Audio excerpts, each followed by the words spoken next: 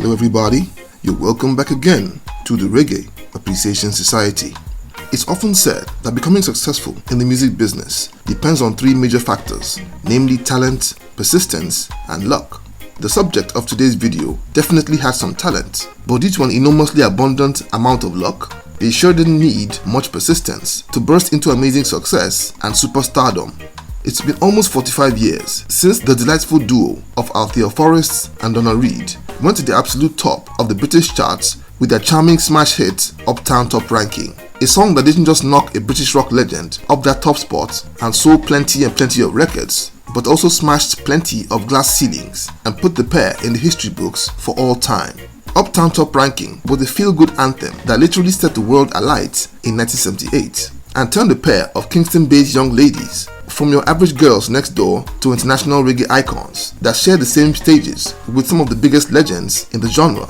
They had the vitality and glamour, an amazing world-class production team behind them, and an incredible enthusiasm and chemistry that made them a delightful spectacle in live concerts and a joy to listen to. But despite their amazing start and extremely promising future in the reggae scene, Althea and Donna would drop out of the limelight and the music business itself. The details of what led to that duo dropping out of the scene has never really been examined, so we think it's time that an answer should be provided to the million-dollar question: what really happened to Althea and Donna? And to do justice to this story, we need to go all the way back to the middle of 1977. It was the summer of that glorious year, and the pair, who were childhood friends, were enjoying a well-deserved holiday as both of them had just graduated from high school in flying colors. It was the 1970s Jamaica, and the island was literally bursting with musical and in particular reggae energy. Like many youngsters their age, they fantasized every day about becoming famous musicians and would become wannabe singers, though they never gave it serious thoughts. While most serious aspiring artists were hustling to get recorded and would stalk the hottest producer studios hoping to get auditioned, Althea and Donna were happy to just hang out and sing together anywhere they were, whether in their parents' respective living rooms or on street corners. So one particular day, they went to chill out at the beach with some friends, and on the way back to Kingston, they were captivated by a song that was playing on the radio. That track was 3-Piece Suit by a dancehall artist called Trinity. And when they finished playing, the girls began to ad-lib their own version of the song and loved what they put together. In fact, they loved their own version so much that they kept working on it every single day while hanging out. And it was from simply having fun that they would get noticed by a superstar. One day, the pair were hanging out on a street corner, happily belting out their version of 3-Piece Suit, when by a delicious occurrence of fate, none other than the great Jacob Miller just happened to be walking by. He was totally blown away by what he was hearing and stopped close by to listen quietly. When they were finished, he approached them and told the pair that the song they were singing was a smash hit in the making.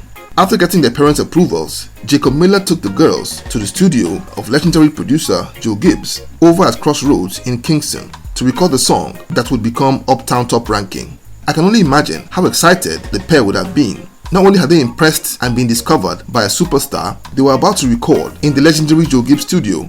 Joe Gibbs had in his corner the amazing Errol Thompson, a genius studio sound engineer, had earned them the nickname the Mighty Two. They had had a hand in over 100 Jamaican #1 hits, including the likes of Money in My Pocket by Dennis Brown, Eviction by Black Uhuru, and 2/7's Clash by Culture.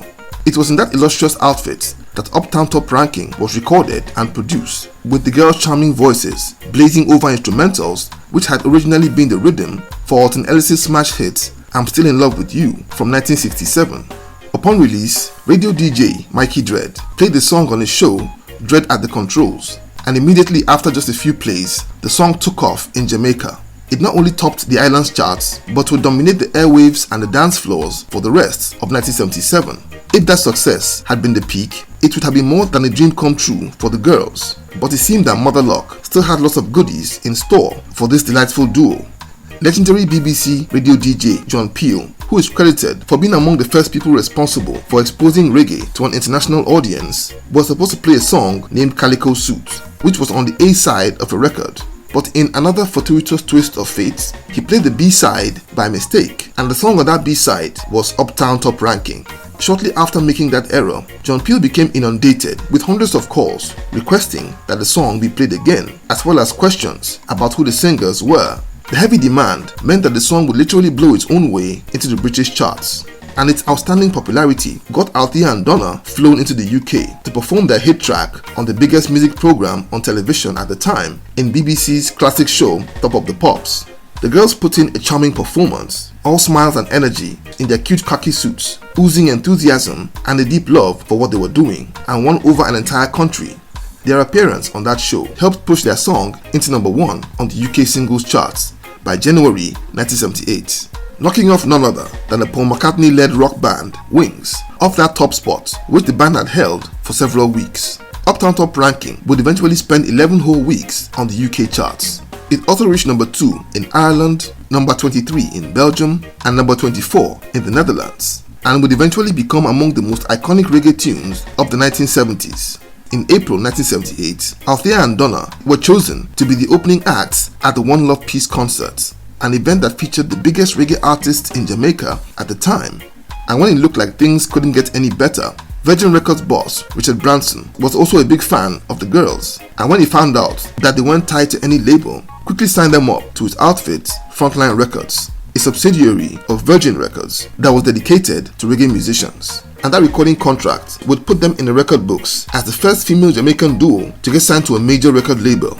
They released their album, which was also titled Uptown Top Ranking, a very decent album in my humble opinion that contained decent songs.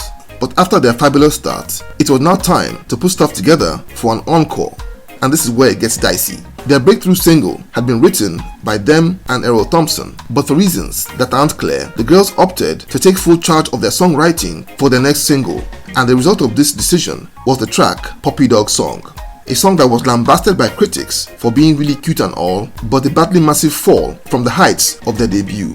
I think Frontline Records were trying to cash in and leverage on their adorable image for reasons best known to them. But after the cheeky and energetic introduction that was Uptown Ranking, Puppy Dog Song should never have been the follow-up, and it seriously halted their momentum. They released other songs like Gone to Negro and Ranking Baby, but they also failed to chart, and Althea and Donna were soon released from their contract with Frontline Records. By 1979, whatever buzz was left over from Uptown Ranking was simply gone. The girls stopped recording and outright quit the music business. They would go back to school and further their education as celebrity one-hit wonders, but celebrities nonetheless. And after graduation, Althea and Donna would both find love and settle down to start their families. And that factor seemed to put the final nail in the coffin of their musical adventure, or so it seemed. The close friends would both move to America, with Althea settling in New York and Donna making Florida her home. However, around the early 2000s, the pair began to feel the urge to go back to their first love of making music, especially as their kids were all grown. I'm not certain what reignited their urge to get back to music, but it was around that same time that Sean Paul's hit track, I'm Still in Love with You, off his Dirty Rock album, which incidentally had the same instrumentals with Uptown Ranking, was burning up the charts worldwide. So it's possible that that was the factor that brought them back to music. They returned to the touring and concert circuits and received a warm reception by their old and new fans, who were ecstatic to see that Althea and Donna still had it. And since then, they've continued to make appearances in major reggae festivals and concerts like Rebel Salute, and are still a charming delight to watch. Althea and Donna are remembered mostly today for being one of reggae's biggest one-hit wonders. Their rise to prominence was mostly due to good fortune. If we're being honest, they weren't the best singers if we're comparing them to the likes of Marcia Griffiths or Rita Marley. But they were good songwriters, enthusiastic performers, and true lovers of the genre. And despite their very brief time on top, the brilliance of their debut has placed them permanently in the history books as one of the major stars from the golden era of reggae music. And that is saying a lot. So there you have it. Thank you for watching the video today. Please leave a like, subscribe, and until next time, Jah bless.